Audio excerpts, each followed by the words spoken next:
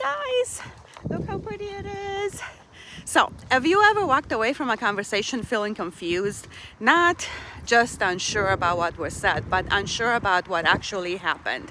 Maybe you asked like a simple question and somehow you ended up apologizing. The other person used a bunch of word salad on you and you fell for it. Maybe you tried to address an issue and left feeling like you were the problem, right? This is very common. It has a name and it's called Darvo.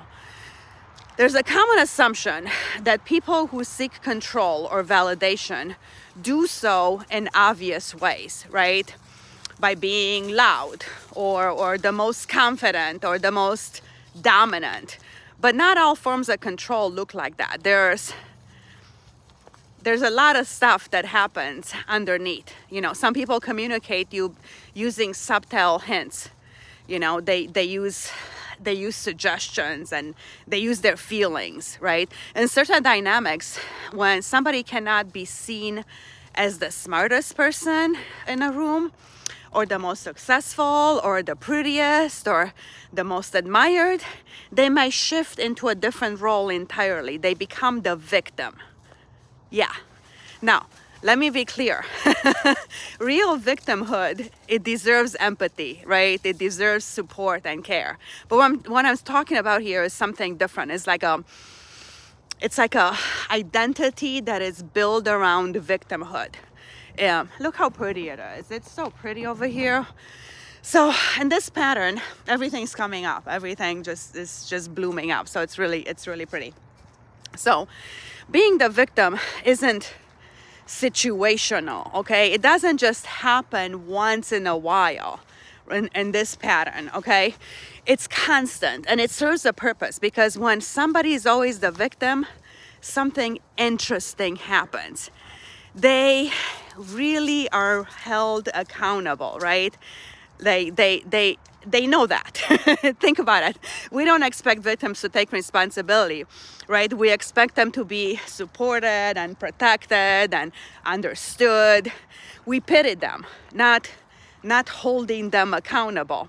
So every single time you may begin to notice certain patterns with these people. Nothing is ever their fault. You see it very clear, right? Every conflict has an external. They never point a finger at themselves. It's always somebody else. Every issue traces back to somebody else's behavior. And when you try to clarify, to ask reasonable, direct questions, you don't get direct answers. Instead, the conversation shifts and it becomes circular. It's like vague. And it's emotionally charged, okay? It becomes word salad. They do this. They do the Darvo. They deny attack and reverse the role. And now they're the victim and you are the offender. Darvo.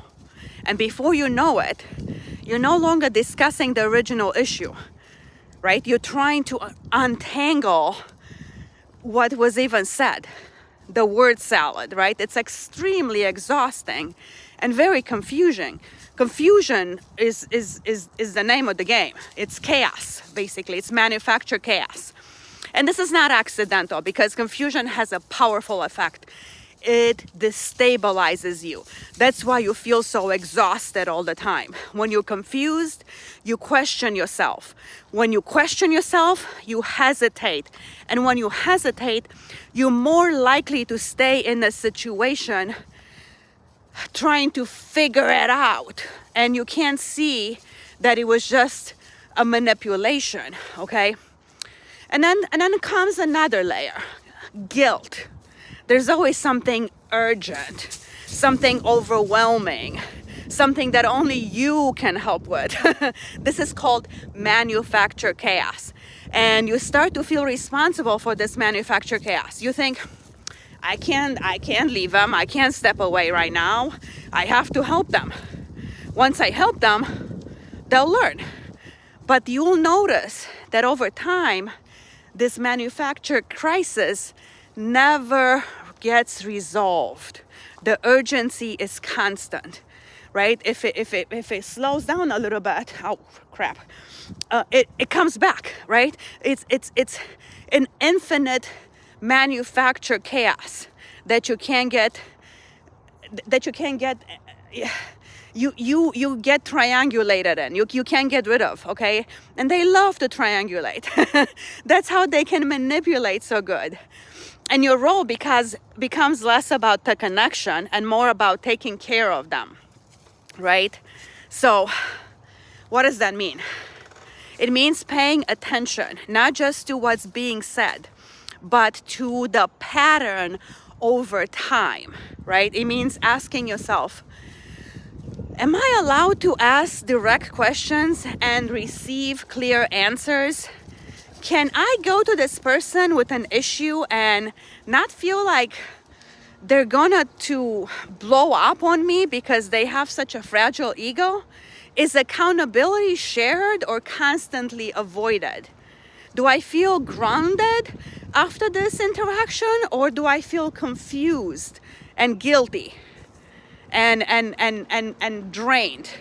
Because healthy relationships, even in difficult moments, create clarity. They allow space for responsibility on both sides. We are human and we make mistakes. But if it's too risky to admit you made a mistake, we can't communicate.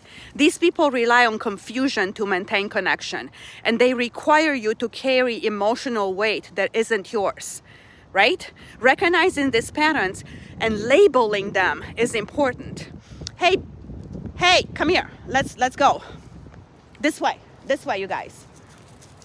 Because you have to understand these dynamics so you can make informed decisions about where you invest your time and your empathy and your energy. Because empathy is powerful, right? But without awareness, you're gonna get exploited. They're gonna take advantage of your empathy. This is not normal and not safe. You deserve relationships where empathy flows both ways, where clarity replaces confusion, and where responsibility is shared. Right? Peace is unfamiliar to these people. They don't think they deserve peace. Peace doesn't feel peaceful when it's like your system is wired for chaos. It feels boring, like something is missing, like a letdown. But that's just a trap, because it's trying to pull you back into this adrenaline cortisol addiction, right? It's a loop. And once you spot a loop, you're going to ask yourself, what keeps happening that I say I don't want, but I keep allowing, okay? I keep allowing this crap to happen. Come on, you guys. Come on. All right, so with that, don't lie, don't cheat, don't steal, and don't kill any insects. Mwah, mwah, mwah.